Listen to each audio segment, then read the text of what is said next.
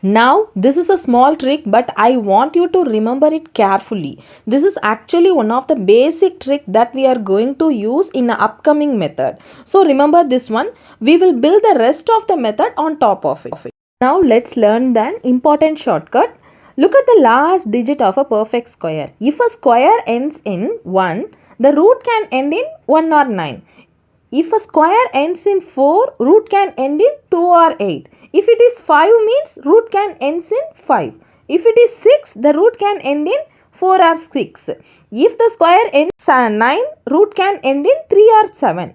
0 means root ends in 0. But remember, this trick alone doesn't give the complete answer. We are going to combine it with the nearby perfect square. Now let's see how can we find the square root of 3-digit perfect square. For a 3-digit number, first we should have to split the number into 2 parts. First part will have 1 digit and the second part will have 2 digit. Let's take an example. I have taken a number 676. First split the number into 2 parts. First part 6, second part 76. First part is having only 1 digit, second part should have 2 digits. Okay, now look at the first part 6. We need to find the perfect square between which 6 lies.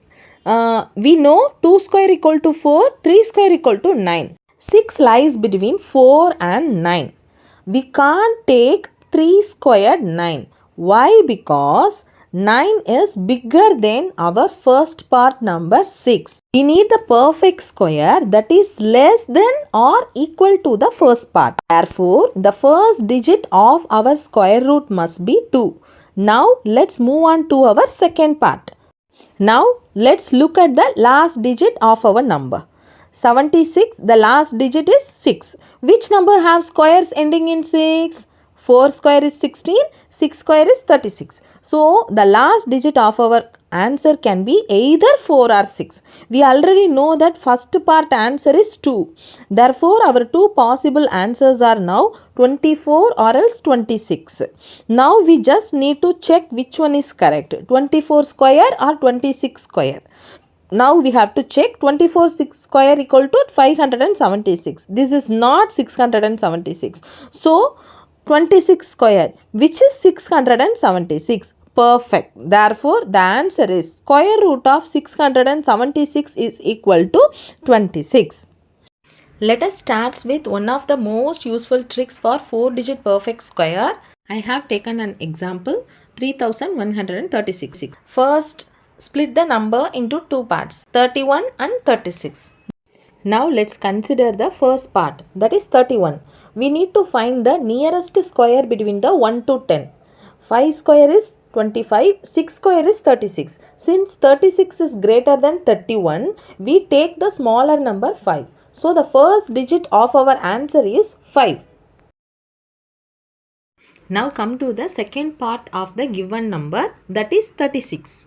A perfect square ending in 6 has a square root ending in either 4 or 6.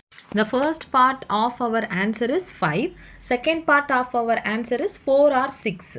So now we have two possibilities, 54 and 56.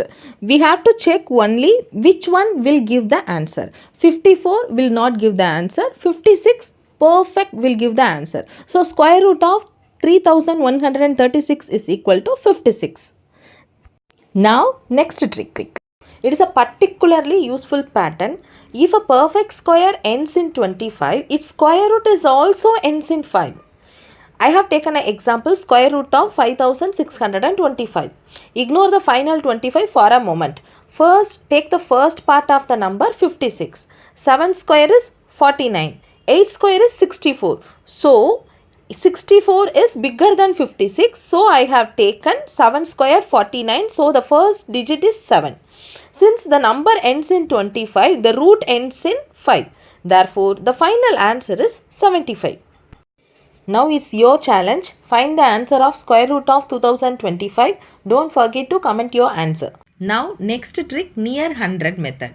Okay, first look at the given number. Suppose the question is square root of 9801. We know 100 square is equal to 10,000.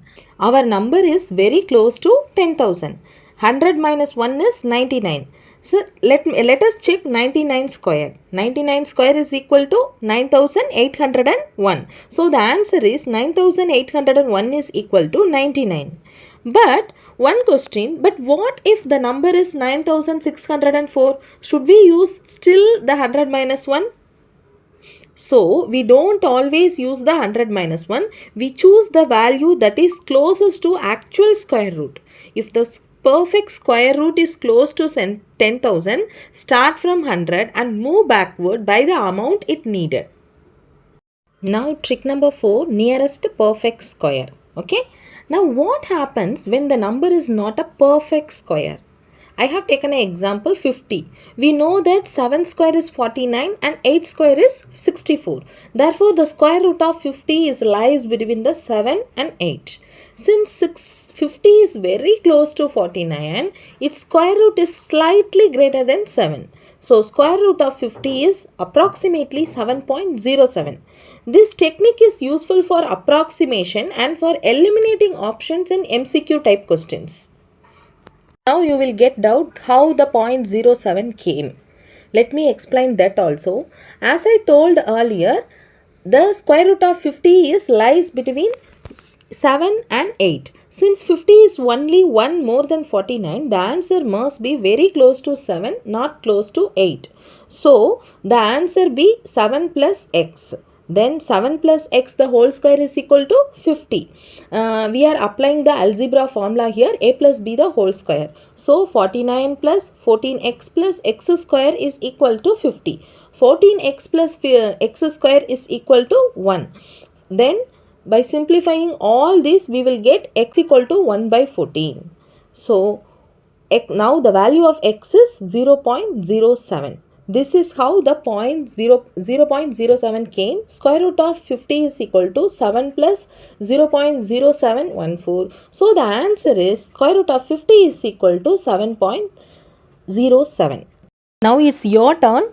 Pause the video and try these 5 questions. Did you get correct? 5 out of 5. Excellent. 4 out of 5. Very good. If you get fewer, don't worry. Practice will make you fast. If you found these square root tricks useful, make sure to like the video and subscribe to CurieForge for more math shortcut, competitive exam tricks, puzzles and challenging questions. And before you leave, comment your score from the 5 challenge questions. I'll see you in next video.